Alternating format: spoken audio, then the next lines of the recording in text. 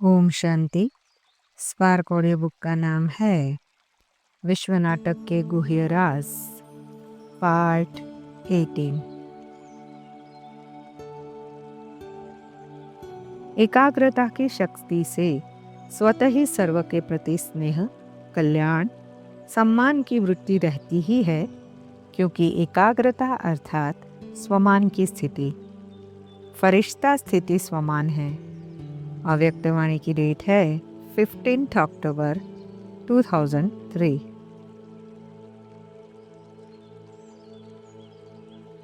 सन्यासी भी एकांत में चले जाते हैं। सतो प्रधान सन्यासी जो थे वे बहुत निडर रहते थे।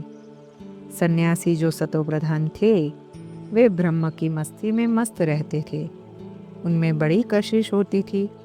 ब्रह्म ज्ञानियों के श्वास भी सुखाले हो जाते थे। ब्रह्म की ही याद में रहते हैं। साकार मुरली की रिवाइज डेट है 27 अक्टूबर 2004। एकता और एकांतवासी दोनों की बहुत आवश्यकता है। एकांत के आनंद के अनुभवी बन जाए तो बाहर मुक्ता अच्छी नहीं लगेगी। अव्यक्त स्थिति को बढ़ाने के लिए इनकी बहुत आवश्यकता है, इसलिए एकांत में ज़्यादा रुचि रखनी है। अव्यक्त वाणी की डेट है 16 जून 1969।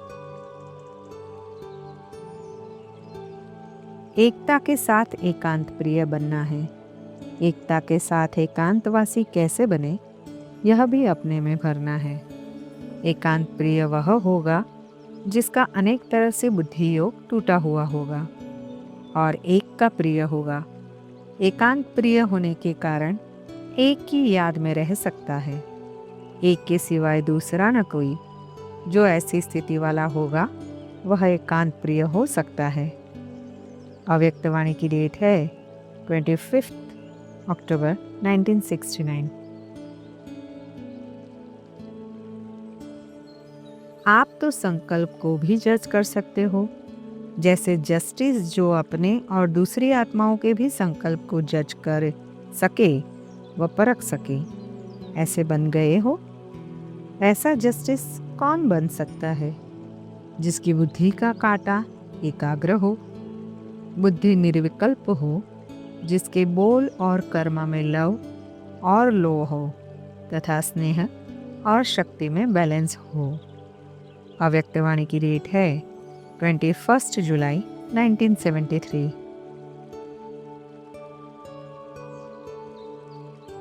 हम आत्मा छोटी सी बिंदी है, हमारा बाप भी बिंदी है। वह इस ड्रामा का मुख्य एक्टर है। आत्मा में 84 जन्मों का पाठ अविनाशी निंदा हुआ है। ये बहुत नई नई बातें हैं। एकांत में बैठकर अपने साथ ऐसी ऐसी बातें करनी है। साकार मुरली की रिवाइज डेट है 26 मई 2005। अव्यक्त स्थिति में स्थित होकर फिर व्यक्त भाव में आओ, परंतु यह तब होगा जब एकांत में बैठे अंतर्मुख अवस्था में रहकर अपनी चेकिंग करेंगे, इसका अभ्यास करेंगे। जितना सर्विस का ध्यान है उतना ही इस अभ्यास का भी ध्यान रहे। साकार मुरली की रिवाइज डेट है 18 जनवरी 1969। अंतर्मुखी और एकांतवासी के महत्व को जानने वाले को समय स्वतः ही मिल जाता है। बीच बीच में एक पावरफुल स्थिति में अपने मन को, बुद्धि को स्थित करना ही एकांतवासी बनना है। जैसे साकार ब्रह्मा बाप को देखा, सुनते सुनते एकांतवासी बन जाते थे। अव्यक्त वाणी की डेट है 18 नवंबर 1987। अगला टॉपिक है स्मृति और विस्मृति का राज। इस जगत का सारा खेल ही स्मृति और विस्मृति का है, परंतु यहाँ स्मृति और विस्मृति का आशय उन स्मृतियों और विस्मृतियों से जो आत्मा उत्थान और पतन से संबंधित है। स्मृति आत्मा के सुख का आधार है और विस्मृति दुख का मूल कारण है। स्मृति अर्थात अपने आत्मिक स्वरूप की स्मृति, परमात्मा पिता की स्मृति, अपने मूल घर परमधाम की स्मृति, भविष्य दैवीय स्वरूप की स्मृति, परमात्मा के गुण कर्तव्यों की स्मृति, विश्व नाटक के ज्ञान, उसके विधि विधान की स्मृति आदि आदि। ये सभी स्मृतियाँ आत्मा के कल्याण का आधार है। ज्ञान सागर परमात्मा ने अभी हमको इन सभी बातों का ज्ञान दिया है और ये सभी स्मृतियाँ दिलाई है जिनके ज्ञान और उनकी सदा स्मृति के आधार पर ही आत्मा की चढ़ती कला होती है। देखा जाए तो सतयुग के आदि में लक्ष्मी नारायण और वहाँ की सर्व आत्माएं सर्वगुण संपन्न 16 कला संपूर्ण होते हुए भी उनकी उतरती कला ही होती है, क्योंकि यथार्थ ज्ञान की ये सब स्मृतियाँ विस्मृत हो जाती है। अभी संगम युग पर परमात्मा से जब ज्ञान मिलता है तब आत्मा कलाहीन होती है, परंतु ज्ञान मिलने से वे स्मृतियाँ जागृत होती है, जिससे उन स्मृतियों और परमात्मा की स्मृति से आत्मा की चढ़ती कला होती है। वास्तव में एक परमात्मा को छोड़कर न किसी व्यक्ति की महिमा है। इस विश्व नाटक में किसी की ग्लानि या दोष भी नहीं है।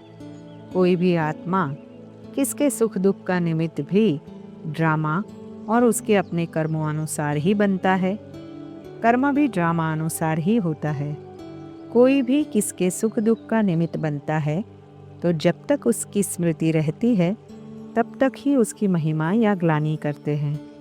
स्मृति विस्मृति के आधार पर आज जिसकी महिमा करते हैं कल उसकी ही ग्लानि करने लग पड़ते हैं। सारी सृष्टि में सबसे प्रिय वस्तु वही तो उनकी याद भी स्वतः ही रहनी चाहिए है। फिर उनकी याद भूलते क्यों हो? जरूर और कुछ याद आता होगा। कोई भी बात बिना कारण के नहीं होती। विस्मृति का भी कारण है। अव्यक्त वाणी की डेट है 24 जनवरी 1970। जब अविनाशी आत्मिक स्थिति में रहेंगे तभी अविनाशी सुख की प्राप्ति होगी। आत्मा अविनाशी है ना। अव्यक्त आनंद, अव्यक्त शक्ति, सदैव वरदाता की याद में रहने से यह वरदान अविनाशी रहेगा। सारी सृष्टि में सबसे प्रिय वस्तु वही है तो उनकी याद भी स्वतः ही रहनी चाहिए। अव्यक्त वाणी की डेट है 24 जनवरी 1970।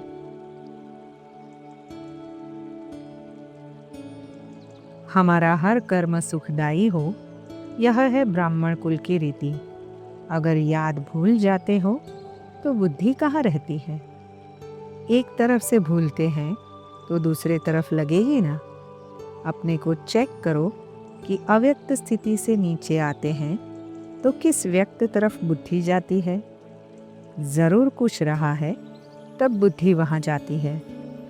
अव्यक्त वाणी की डेट है 25 जनवरी 1970। स्मृति को छोड़ेंगे ही नहीं तो विस्मृति कहाँ से आएगी। सूर्यास्त हो जाता है तब अंधियारा हो जाता है।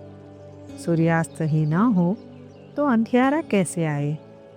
वैसे ही अगर स्मृति का सूर्य सदा कायम रखेंगे तो विस्मृति का अंधियारा आ नहीं सकता।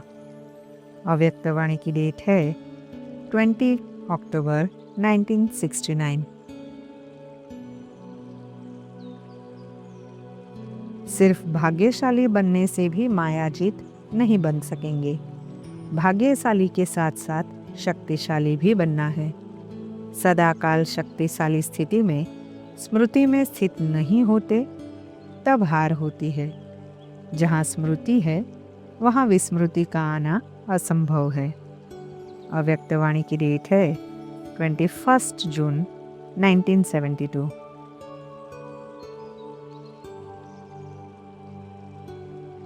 बलिहार जाने वाले की हार नहीं होती है। स्मृति समर्थी को लाती है और समर्थी में आने से ही कार्य सफल होते हैं। अथवा जो सुनाया, खुशी, मस्ती, नशा व निशाना सभी हो जाता है। अव्यक्त वाणी की डेट है 27 फरवरी 1972। कल पहले भी पास किया था। यह नहीं समझते कि अगर अनेक बार यह अनुभव नहीं किया होता तो आज इतने समीप कैसे आए। यह स्मृति स्पष्ट और सरल रूप में रहे, खींचना ना पड़े। जरूर कोई माया की खिंचावट भी है, इसलिए बुद्धि में कल्प पहले वाली स्मृति स्पष्ट और सरल रूप में नहीं आती है। अव्यक्त वाणी की डेट है 3 नवंबर 1971।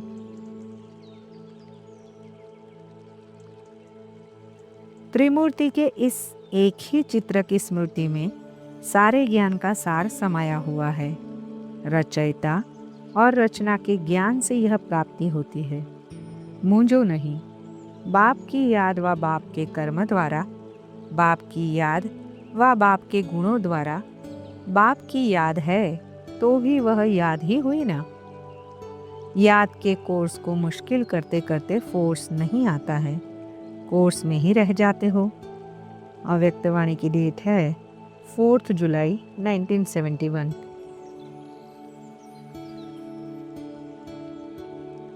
इस विश्व नाटक में हम पाठधारी है। अभी हमने 84 का चक्र पूरा किया है।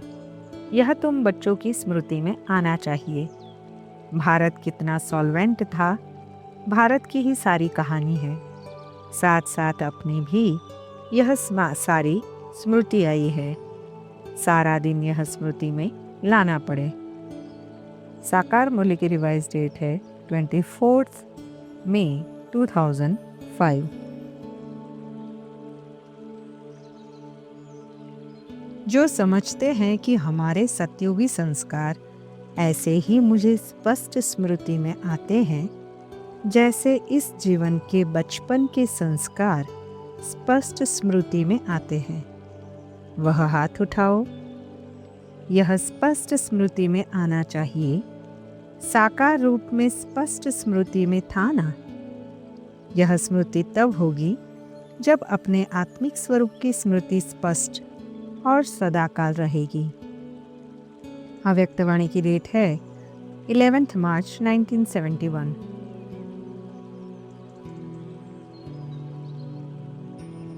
अभी आत्मिक स्थिति की स्मृति कब कब देह के पर्दे के अंदर छिप जाती है, इसलिए यह स्मृति भी पर्दे के अंदर दिखाई देती है, स्पष्ट नहीं दिखाई देती है।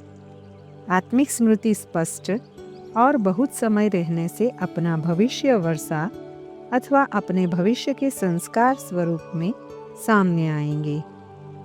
अव्यक्त वाणी की डेट है 11 मार्च 1971।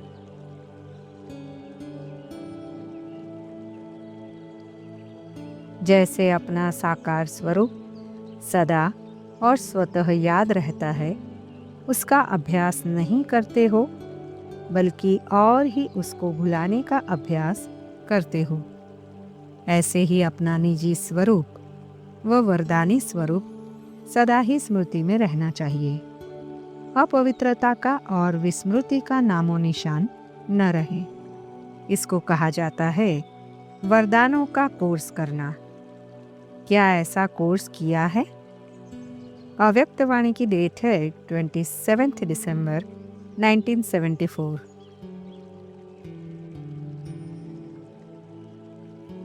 आप सब अपने मस्तक की रेखाओं को जान और देख सकते हो, परंतु कैसे? बाप दादा के दिल तख्त नशीन बनकर, स्मृति के तिलकधारी बनकर, नॉलेजफुल और पावरफुल स्टेज पर स्थित होकर देखेंगे तो स्पष्ट जान सकेंगे।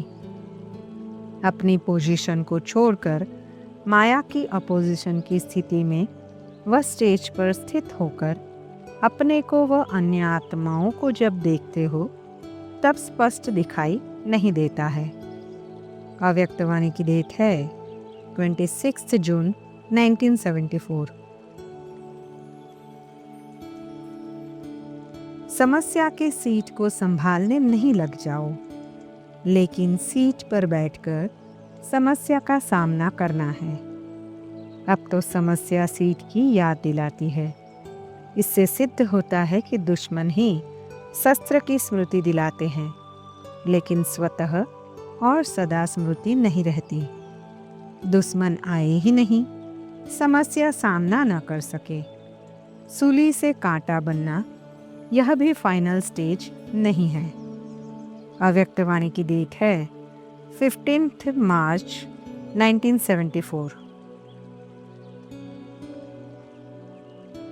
जैसे अपना साकार स्वरूप सदा स्मृति में रहता है, क्या वैसे ही अपना निराकारी स्वरूप सदा और सहज स्मृति में रहता है? यह भी अपना निजी और अविनाशी स्वरूप है। यह भी सहज स्मृति में रहना चाहिए। अब इसी स्मृति स्वरूप के अभ्यास की गुह्यता में जाना चाहिए। अव्यक्तवाणी की डेट है 25 जनवरी 1974। सुहाग की निशानी तिलक गाया हुआ है, जो सदा बाप के साथ है।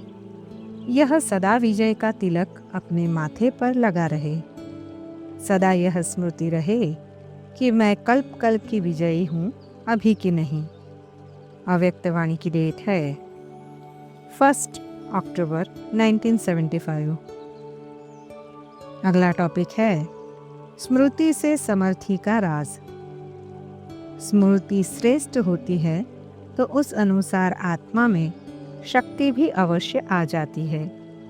बाबा ने हमको श्रेष्ठ स्मृतियाँ दिलाकर श्रेष्ठ कर्म करने, श्रेष्ठ जीवन बनाने की शक्ति प्रदान की, और उस स्मृति ने असंभव लगने वाले कार्य को भी संभव करके दिखाया।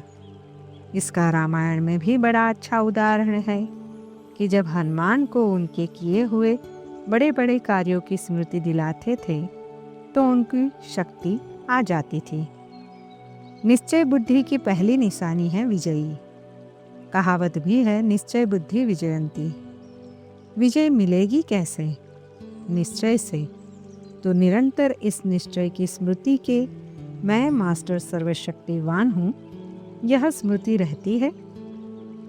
स्मृति के बिना समर्थी थोड़े ही आएगी। विजयी होने का आधार है स्मृति।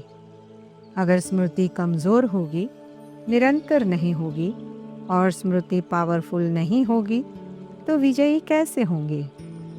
कोई सोचे कि मार्ग तय करने से पहले मंजिल पर पहुंच जाए, यह हो सकता है?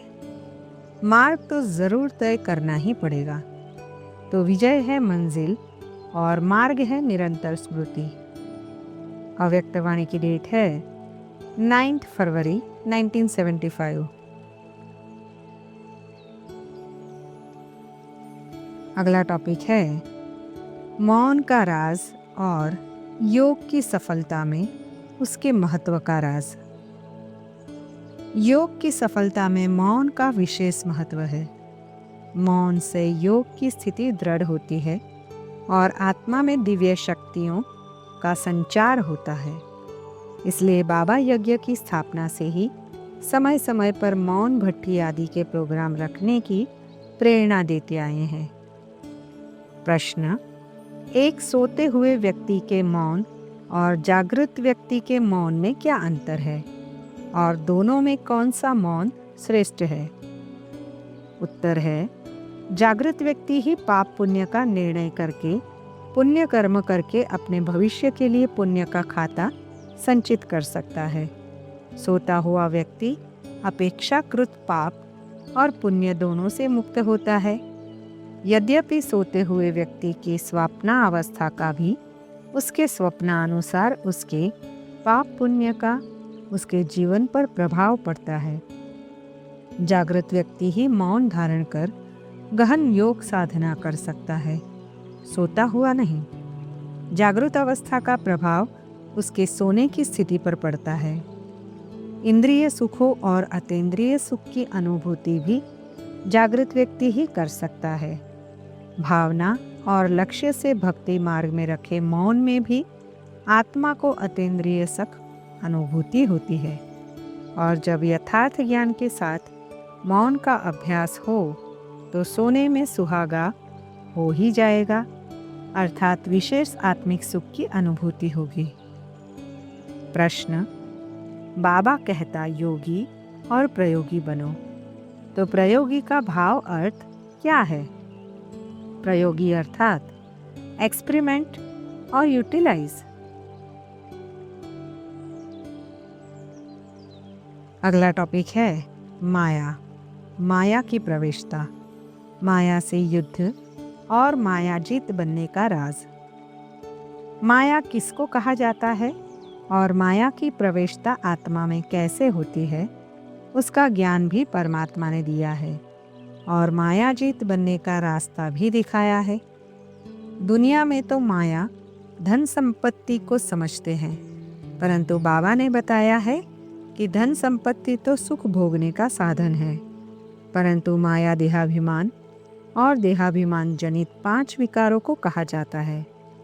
धन संपत्ति सत्युग त्रेता में भी सुख का साधन होती है, और जब देहाभिमान वश धन संपत्ति में लोभ वृत्ति बढ़ जाती है, तब भी वही धन संपत्ति जो सुख का साधन थी, वह दुख का कारण बन जाती है और उसको लोग माया कहने लगते हैं। वास्तव में धन संपत्ति माया नहीं है, उसमें हमारा जैसा भाव होता है वैसा वह फल देती है। पुरुषार्थी जीवन में ये आलस्य, अलबेलापन भी माया के ही रूप है, जो आत्मा को परमात्मा से विमुख करके श्रेष्ठ पद से वंचित कर देते हैं। आधे कल्प से आत्मा इनके वशीभूत रहती है और दुख पाती है।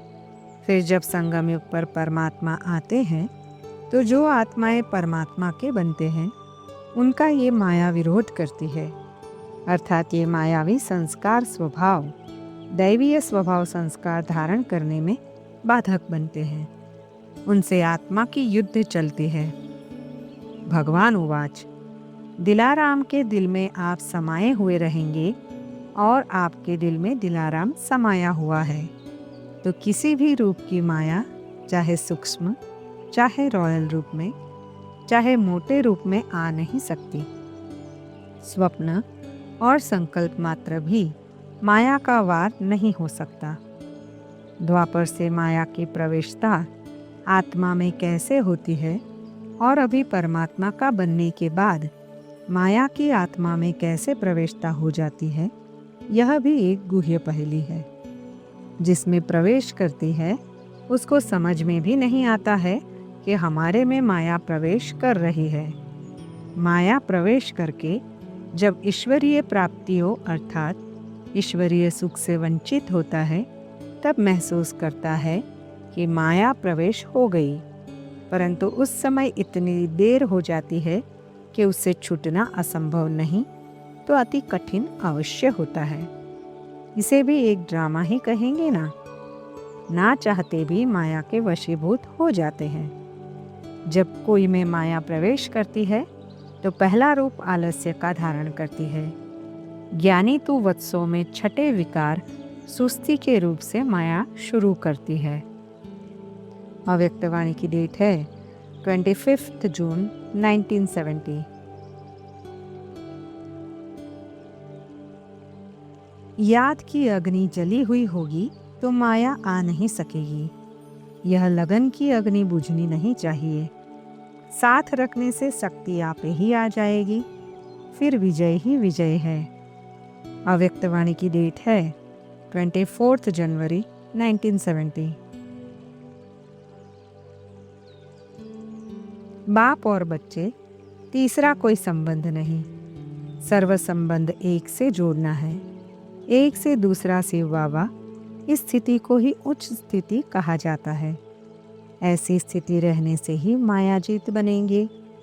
जो मायाजीत बनते हैं वे ही जगतजीत बनते हैं। अव्यक्तवाणी की डेट है 24 जनवरी 1970। सर्व संबंध किससे है? एक से। तो एक से दो भी बनना है तो बाप और बच्चे, तीसरा कोई संबंध नहीं। ऐसी स्थिति में रहने से मायाजीत बनते हैं। यह शुद्ध स्नेह सारे कल्प में एक ही बार मिलता है। ऐसे स्नेह को हम ही पाते हैं। जो और कोई को प्राप्त नहीं हो सकता वह हमको प्राप्त हुआ है। इसी नशे और निश्चय में रहना है। अव्यक्तवाणी की डेट है 24 जनवरी 1970। सारा मदार है याद की यात्रा पर। याद की यात्रा में ही माया की युद्ध चलती है। तुम युद्ध को भी समझते हो। यह यात्रा नहीं परंतु जैसे कि लड़ाई है। इसमें ही बहुत खबरदार रहना है। नॉलेज में माया के तूफान आदि की बात नहीं। साकार मुरली की रिवाइज डेट है 1 दिसंबर 2004। बाप यह भी बताते हैं कि माया विघ्न जरूर डालेगी, क्योंकि उसकी ग्राहकी चली जाएगी। उनको याद करे तो चेहरा ही चमकता रहे। माया फटकाएगी भी बहुत। माया कोशिश करेगी तुम्हारी याद को भुलाने की।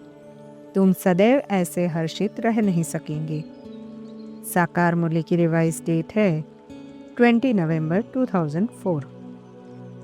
सदैव बड़े से बड़े बाप की बड़ाई करते रहो। इसमें सारी पढ़ाई भी आ जाती है। माया के आकर्षण से बचने के लिए एक तो सदैव अपनी शान में रहो, दूसरा माया को खेल समझ सदैव खेल में हर्षित रहो।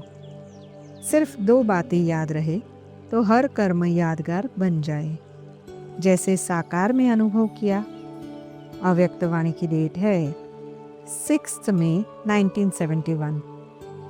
जो सारा दिन अलबेले और आलस्य के वश होते हैं और उनका अटेंशन कम होता है, ऐसी अलबेली आत्माओं को माया भी विशेष वरदान के समय बाप की आज्ञा पर न चलने का बदला लेती है। और ऐसी आत्माओं का दृश्य बहुत आश्चर्यजनक दिखाई देता है। ऐसे ही भिन्न भिन्न समय पर भिन्न भिन्न संबंध से भिन्न भिन्न अपने स्वरूप की स्मृति को इमर्ज कर अनुभव करो तो सदा साथ का अनुभव करेंगे। सर्व संबंध निभाने में इतने ही बिजी रहेंगे जो माया को आने की भी फुर्सत नहीं मिलेगी। अव्यक्तवाणी की डेट है 14 अक्टूबर 1987। माया का धर्म है तुम्हारे योग को तोड़ना। माया के तूफान बहु आते हैं। यह भी ड्रामा में नूंद है। सबसे आगे तो यह है, तो इन सबको सब अनुभव होता है। मेरे पास आए तब तो सबको समझाऊं। माया के तूफान न आए, योग लगा ही रहे तो कर्मातीत अवस्था हो जाए। साकार मुरली की रिवाइज डेट है 9 जून 2005। माया से डरती तो नहीं हो। जो डरता है वह हार खाता है। जो निर्भय होता है उससे माया खुद भयभीत होती है। माया के परवश होना भी अपनी कमजोरी है। अपनी किसी कमजोरी के कारण ही परवश होता है।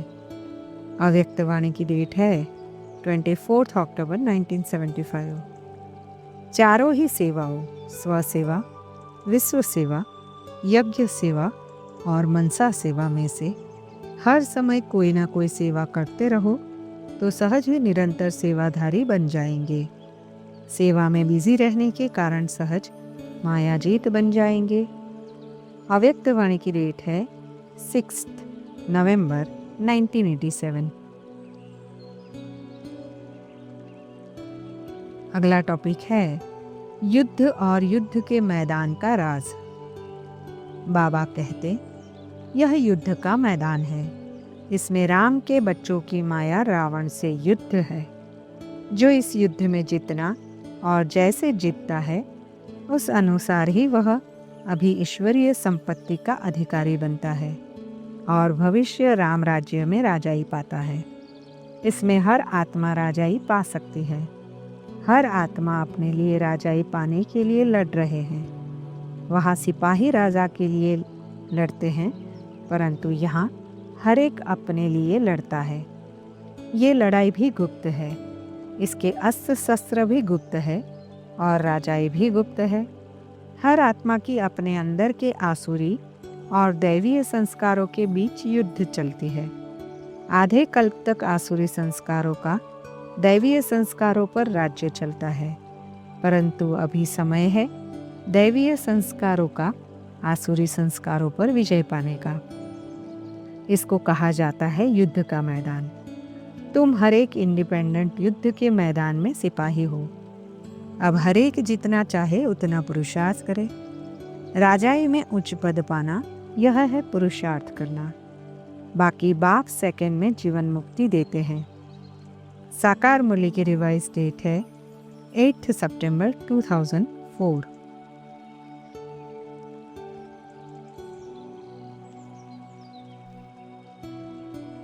ओम शांति।